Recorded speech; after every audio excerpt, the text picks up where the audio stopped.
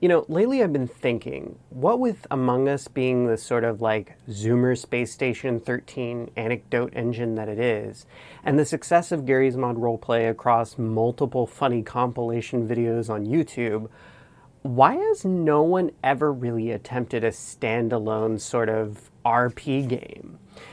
And I think when I talk about RP, that can mean a lot of things to a lot of different people. Everything comes to mind from tabletop to, let's say, I don't know, MMORPGs, right? And roleplay is typically a much smaller facet of those games, while constituting what ostensibly is flavor text and motivation for accomplishing the mechanical objectives. Or the mechanical objectives take a complete backseat to storytelling, and people are just sort of using it as a vehicle or a wrapper to hang out with their friends kind of casually and play with the idea of having an avatar. Not exactly a amount of profoundly shocking stuff on display here, but I think what I'm proposing is a little bit more in line with Warren Spector's city block idea. The idea of creating a game that simulates very densely an entire city block. Something where you can do things as intricate as dig around in different drawers and shelves and explore every single apartment in an apartment building or rummage through a restaurant. We've seen games that sort of touch on this concept from a single player standpoint. Gone Home comes to mind with the amount of containers that you could rummage through or things that you could look into. Being able to purely express the story through little fragments and symbolic representations of what was happening in the narrative. But no one's really attempted too often to do that in a multiplayer setting, let alone in a sort of simulated world. And whether it's GTA RP or doing it in Garry's Mod, there is this real emphasis on having NPCs as a complement to the players. Quest givers, jobs, those sorts of things that allow you to interface with this sort of fake mechanical world that stands as a backdrop to what's happening in the foreground amongst you, the players. And I think ultimately that's not a bad way to approach things, but it kind of reminds me of what we used to have back in the 80s and early 90s with MUDs. Like perfectly functional and interesting worlds, but there's a separation between the play and the narrative. It puts it in this awkward sort of mechanical uncanny valley where it doesn't have the same sort of robust flexibility that something like doing form RP or even hanging out in a Discord and doing freeform roleplay there has. And it certainly can't put a candle to the blinding light that is tabletop. But tabletop takes a lot of investment, time, getting your friends together, finding the right platform to do it remotely if you're not doing it in person. Which kind of leads me to the following conclusion. It would be really nice to see a standalone game that sort of tackles this.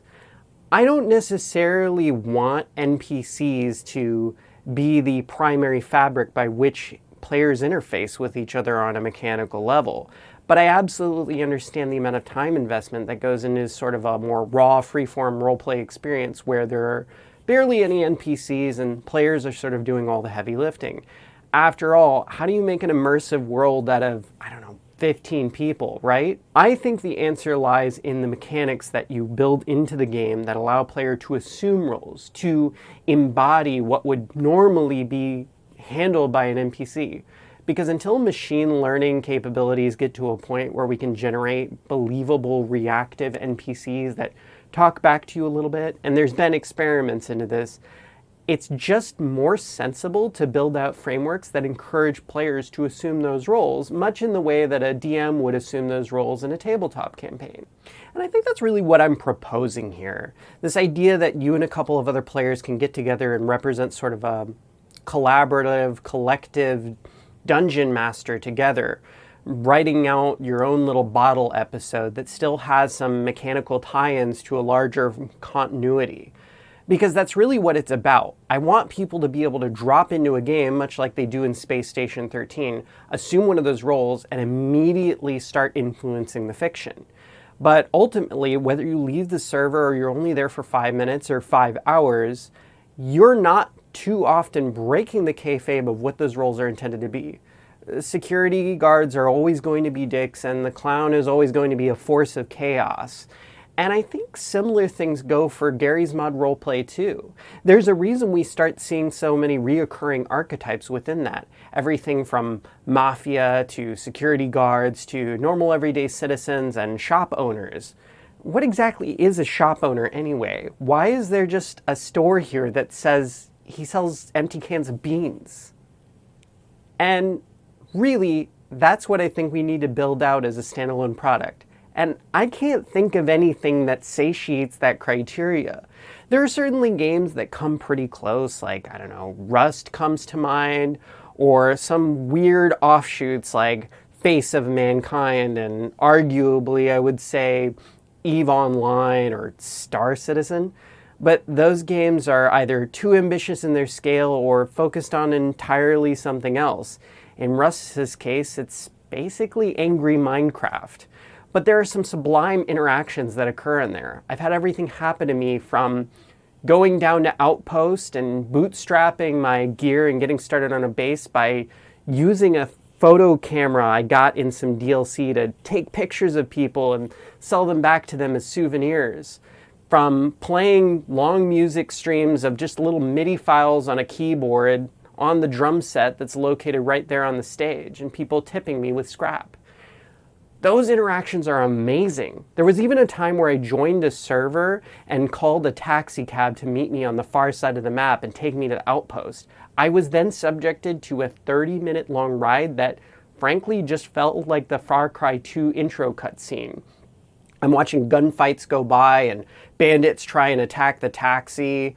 I'm watching raids happen in the background, and about halfway through there's a thunderstorm, and the guy driving the taxi even had his mic blaring as a sort of like faux radio, playing soft, soothing jazz music. It was a really powerful experience, and I want to be able to channel that as something that can happen on a regular occurrence rather than just a delightful fluke that happens in these systems that intersect at these weird points of narrative and gameplay. I kind of want to be able to create an anecdote farm, something that you can log into every day, have a small focused experience of always online, but it's only 40 to 50 people, and there's regulars there, and people can have sort of socio-political factional disputes that play out within the confines of a city. And there are a couple of projects out there right now trying to accomplish just that on Garry's Mod, and I might link them below so that you can check them out.